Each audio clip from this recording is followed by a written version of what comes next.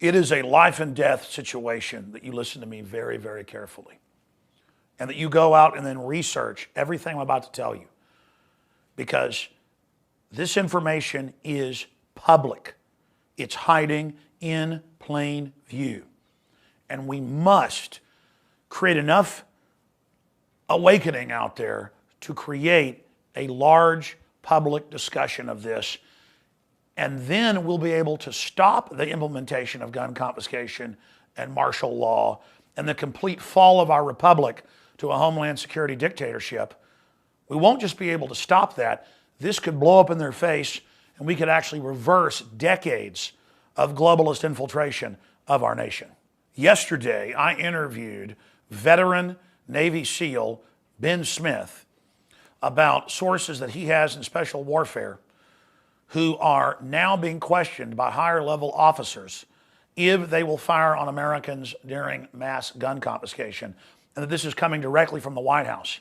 I have confirmed this with Secret Service sources, corporate InfraGard sources, clergy response team sources, FEMA sources, other Navy SEAL sources, Army sources, but most importantly, public document sources that we're going to put up on screen here. And go to these articles from Reuters and Forbes and InfoWars and follow the links to the official Army manuals. The new official Army manuals openly say the Founding Fathers are bad and would not be welcome in today's military. In Forbes and in the Washington Times, they openly report on West Point and the Pentagon drawing up plans for their new main enemy, not Al-Qaeda, not the Russians, not the Communist Chinese, but the Tea Party, gun owners, veterans. That's all been in the news. What is important here is that now it's not high-level officers telling us this. It's not even the non-commissioned officers like master sergeants. It is low-level people are now being briefed and trained and prepared for war during gun confiscation and the civil war that will start.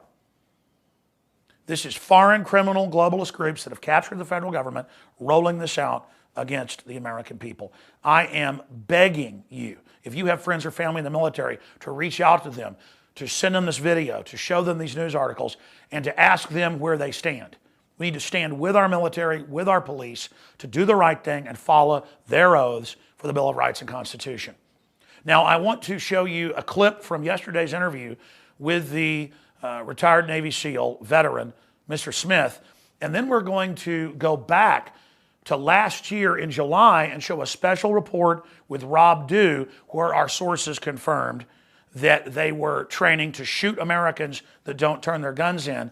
And then another call today I got from a non-commissioned officer who broke down and cried because they hang up the Bill of Rights and Constitution in their break rooms where you can hang up anything you want, like softball, whatever's coming up, or political.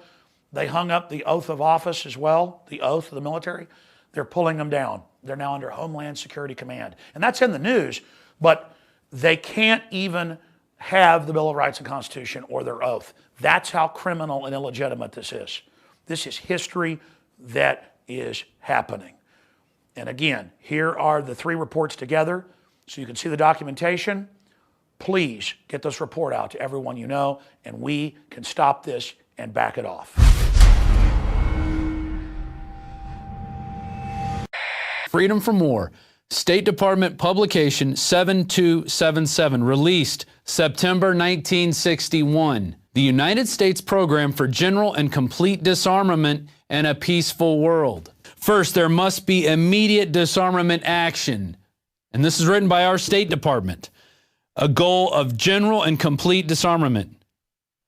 Second, all disarmament obligations must be subject to effective international controls. You know what that means? No Second Amendment. They talk about the stages of the disarmament process. Third, adequate peacekeeping machinery must be established. Nations are unlikely to shed their means of self-protection in the absence of alternative ways to safeguard their legitimate interests, like freedom from tyranny. This can only be achieved through progressive strengthening of international institutions under the United Nations and by creating United Nations Peace Force to enforce the peace as the disarmament process proceeds. You guys, you better get serious. You better start talking to people. You better start warning people because it's going to start happening soon. Here we go on page 4. Arms and armed forces would be reduced. The armed forces of the United States and the Soviet Union would be limited to 2.1 million men each, with appropriate levels not exceeding the amount for other militarily significant states. Levels of armaments would be correspondingly reduced and their production would be limited. This is all by a world body. This is not going to be through anything through our country. This is through the United Nations, which means there's no negotiations. There's only killing people and machine gunning them when they don't comply. And they go through a second stage and a third stage. Here we go in the third stage. The manufacture of armaments would be prohibited, except for those agreed types and quantities to be used by the UN Peace Force and those required to maintain internal order. All other armaments would be destroyed or converted to peaceful purposes.